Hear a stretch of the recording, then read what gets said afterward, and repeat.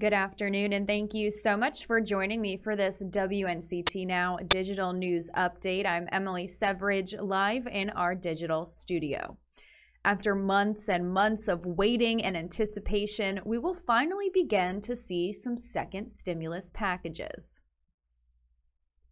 A second round of stimulus payments was included in a COVID-19 relief package, which was signed by President Trump on Sunday night.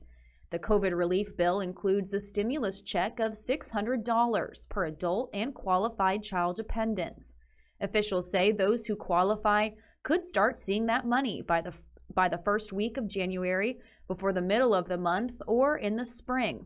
And some people have already gotten theirs. Citizens or those with green cards may receive their second stimulus through direct deposit, paper checks, or EIP cards. If you don't receive your full second stimulus check money by January 15th, officials say you'll need to claim all or part of the missing amount when you file your federal tax returns in 2021 through the Recovery Rebate Credit. Well, we can expect some warmer weather in the upcoming days. First Alert meteorologist Zoe Mintz has that forecast for us.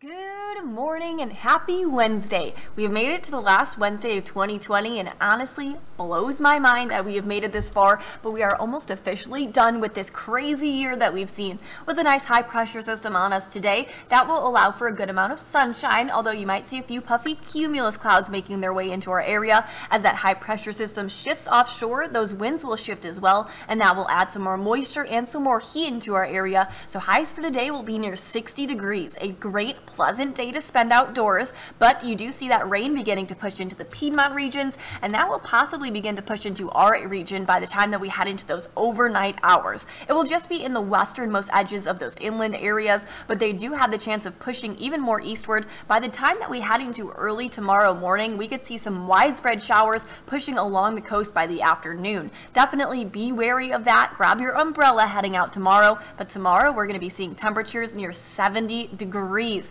To end off the month of December, I'm not used to this kind of heat. Honestly, I am loving it. I would suggest getting out in between these raindrops if you can, because taking a look at the nighttime, that first system will push offshore with a few more spotty showers developing by later those nighttime hours. Just be wary of that. So New Year's Eve, right around midnight, you could be seeing a few pop-up showers. But I'm hoping most people are in those areas that there aren't those showers pushing in quite yet. So you just should be seeing some cloudy skies. So you should be able to light off those fireworks, hopefully, but you might still see that pop-up shower, and that will continue throughout the morning hours on Friday.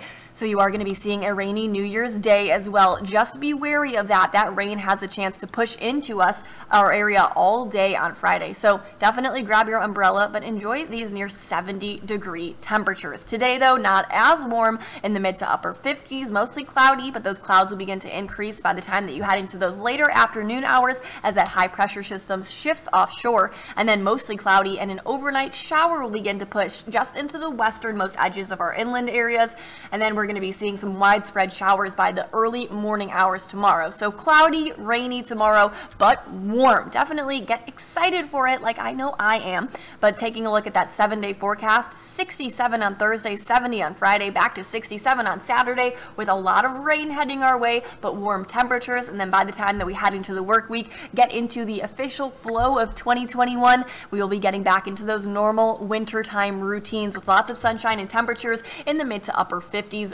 Both inland and along the coast, you'll be seeing that. So I really hope you all had the chance to enjoy these near 70-degree temperatures to end off the year. With a lot of rain, we're washing off 2020 down the drain. So I really hope you all have a chance to soak up some sunshine today. And don't forget to grab your umbrella if you have any New Year's Eve or New Year's Day plans.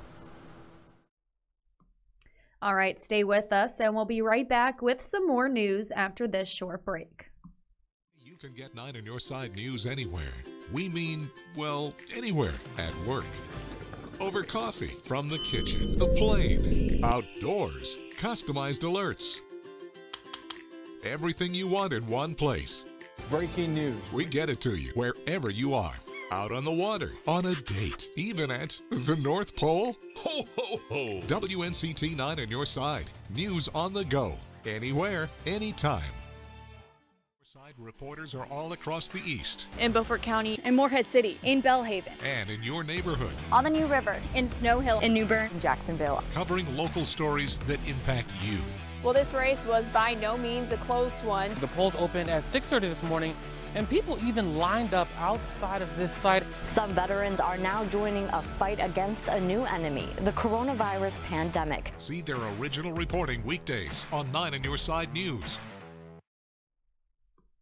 Thanks so much for joining me. If you're just tuning in, I'm Emily Severidge, live in our digital studio, bringing you some afternoon updates. WNCT is bringing you live streamed updates every Monday through Friday at 1:30 p.m. and 4 o'clock p.m. to bring you the latest and up-to-date news before our nightly newscast. Goldsboro police are still searching for a man who was last seen earlier this month. Police say 47-year-old Jermaine James has not been seen since December 5th. James's family lives in Wilmington, and it's possible that he may be traveling to that area, but there are no additional details regarding his disappearance. If you know the whereabouts of Jermaine James or have any additional information, you're asked to please contact the Goldsboro Police Department. Now, 2020 is almost over, but we still aren't out of the pandemic yet. As we head into 2021, the promise of a vaccine for the public is coming soon, and stimulus checks are already starting to be dispersed as well for those who have been struggling. So let's take a look at how doctors are summing up 2020 and what their hopes are for 2021. Our sister station in Arkansas reports. All we knew was what we were seeing in China, New York, and Washington, just a huge fatality rate and physicians becoming ill. And when you see things like that, it's, obviously kind of scary.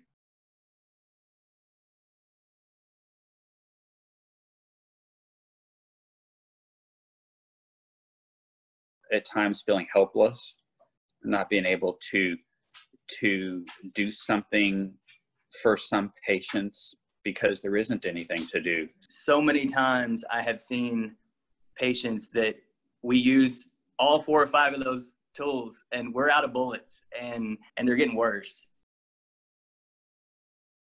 At times the isolation of the patients, just because family members aren't able to visit, and we're basically their family. We had a spring break trip plans to go to Hawaii, and then having these meetings and basically deciding that me and one of my partners, the two of us, were going to run our COVID units, and coming home and telling my family, not only that we weren't going, but that I was going to be running the COVID units. That was a rough couple of days.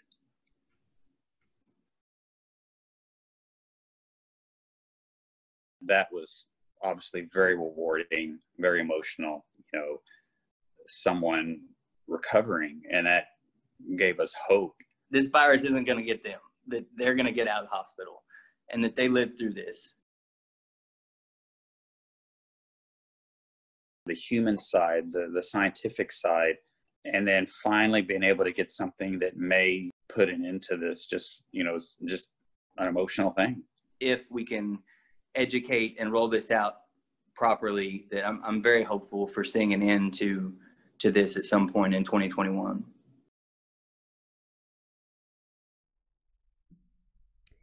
And of course, don't forget to check out this week's episode of What the Politics from WNCT. Hosts Victoria and I chat with Brian Farkas, the newly elected representative for North Carolina's District 9.